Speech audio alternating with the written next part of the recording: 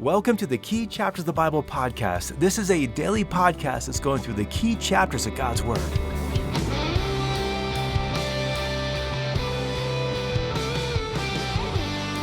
Should we obey our government even when it has restrictive or immoral, illegal laws?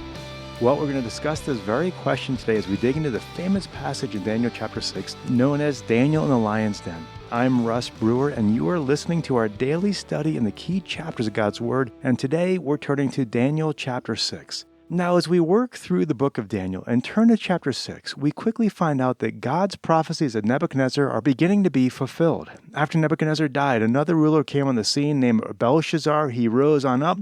He had a relatively short reign, and he dies at the end of chapter 5. And chapter 6 opens with a new ruler and a new empire. And now we're reading about Darius of the Medo-Persian Empire.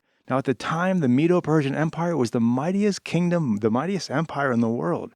And in this might and in this power, verse 1 tells us that Darius began something of a reorganization project, and he appointed 120 officials called satraps over various districts in his empire. And here's what's amazing. In chapter 5, Belshazzar, remember the emperor who only lived for a little while and had a very uneventful reign? Belshazzar barely knew anything about Daniel. But here in chapter 6, Darius has such a high esteem for Daniel that he appoints Daniel to be one of the 3 governors of the empire. Now, it seemed that Darius had heard about Daniel's wisdom and how he had served Nebuchadnezzar, or maybe how he'd even prophesied of Belshazzar's death in chapter 6. And in all of this, and perhaps for other reasons as well, Darius decides to appoint Daniel as one of the top 3 rulers in the land. And so in verse 20, it says that these satraps, these 120 satraps, were accountable to Daniel and these other governors. Well, the other leaders were jealous of Daniel's success, and they began to look for ways to bring him down. First, they looked for any kind of corruption in his life that they could pin on Daniel. But verse 4 says they couldn't find anything where he had crossed any lines. He was totally faithful. This is a dude who was squeaky clean. And so they realized in verse 5 that the only way they're going to bring down Daniel was by concocting some scheme where Daniel's obedience to the laws of God would bring about disobedience to the laws of the land. And so Daniel's integrity was so solid, they could count on him being righteous, and then they would just use his righteousness as a way to ensnare him. And so these conniving leaders go to King Darius, and they tell him that they all want to create a law. This is the law where for the next 30 days, I'm just an arbitrary number. Hey, the next 30 days, no one can pray to any other god or any other man except for you, Darius. Now, all this was a lie because they say all of the governors were in agreement with this law. Obviously, Daniel wasn't, and he wouldn't be. And so this is just intended to trap Daniel. Now, Darius doesn't recognize the unintended consequences of this law. No doubt his ego is probably blinded by the possibility that everyone just be praying to him or seeking him. No other God in the land be sought but him. Depending on what you value in life, that might be pretty cool. And so he agrees to pass this law. And so these wicked schemers are just, again, they're so confident that Daniel is going to break this command because they knew there was no way that one of God's people could go 30 days without praying to him. And so this law just comes on out from Darius, and Daniel is faced with the question, what does he do? Now, many people might be tempted just to give in. After all, it's only for 30 days. Not only that, how many people pray in public anyway? Maybe you could still pray, but just do it in private, don't make a big show of it. Well, that's not how Daniel responds to this law. You see, to obey this law would be sin, obviously that, but it would also be sin for one of God's people to seem like they are obeying this unrighteous law. God's people are to stand and show what God's kingdom laws are like.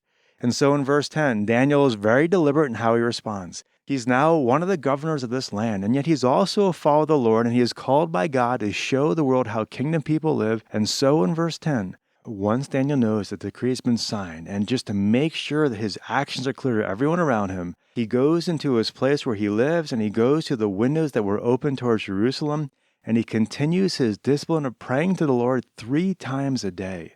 Now, again, this is not new. Verse 11 tells us that this is what Daniel just did. He did it previously. Just how he lived his life is how he walked with the Lord. And so it's no surprise that Daniel is breaking the law.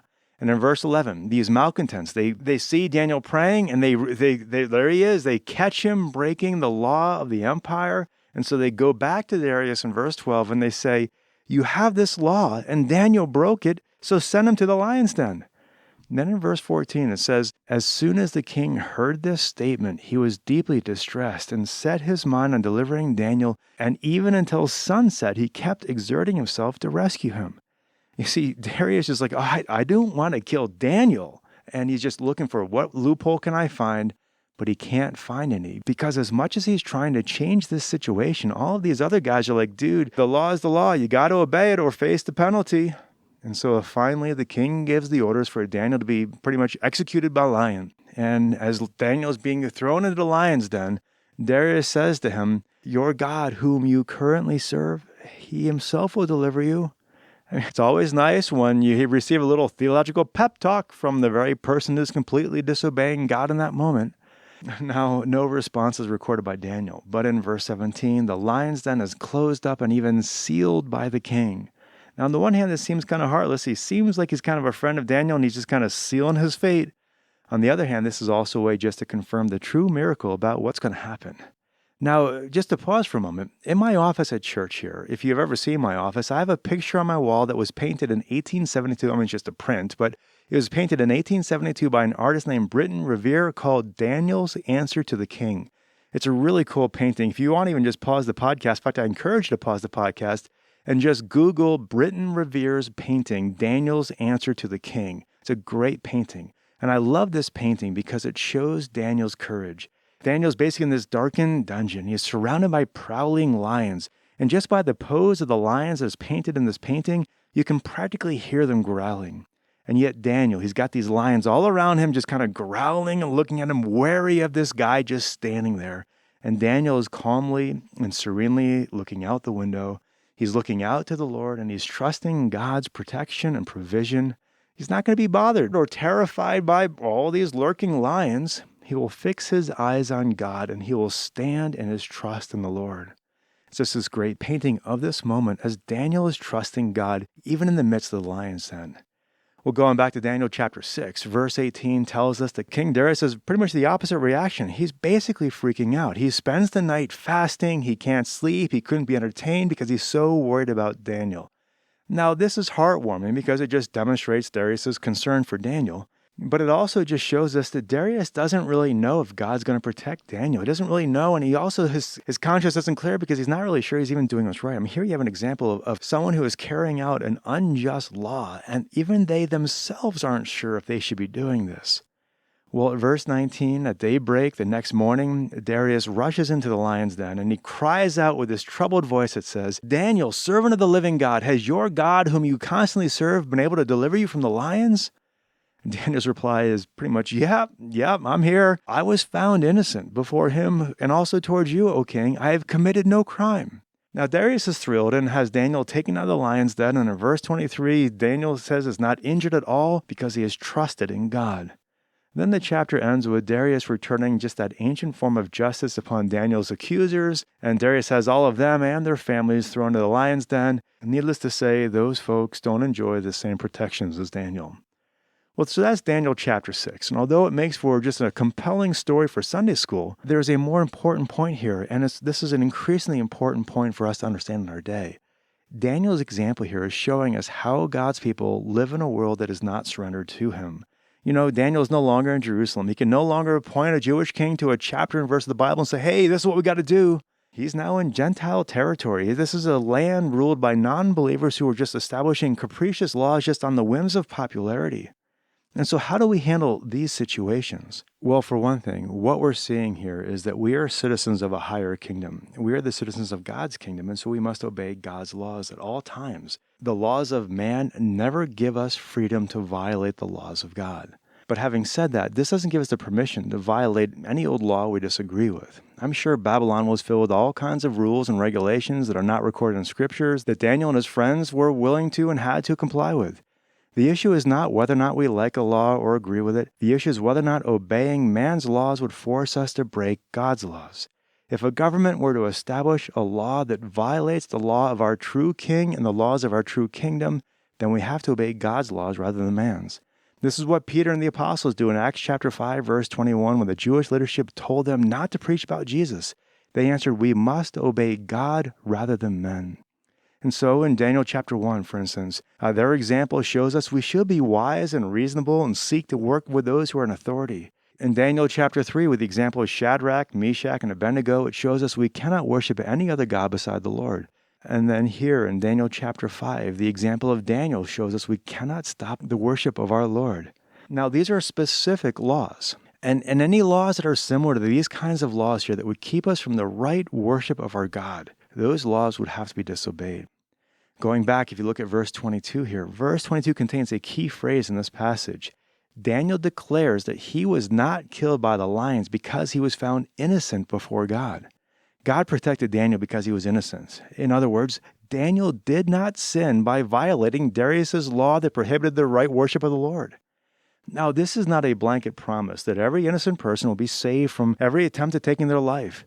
But it is an acknowledgement that there may be times when it is more righteous to break a law than to keep it. And even when we do break some laws, we are still innocent before God. And so as Christians who are citizens of Christ's kingdom, we need to understand the principles and laws of Christ's kingdom so that we know what it means to obey him at all times. This just continues the principle that we learned about a couple days ago. While we live on earth, we have a dual citizenship. We are dual citizenship believers. Our true kingdom is in heaven, and that is where our true current code of law resides. And yet we also live as citizens of our nationality, the country we live in, and we need to, by and large, be abiding by the laws of our kingdom. Now, in America, our founding fathers tried to create a constitution that would allow the citizens of God to operate by God's laws while also operating within the spheres of righteous laws made by men. Likewise, our Constitution gives us the ability to alter the laws of our society through things like elections and referendums.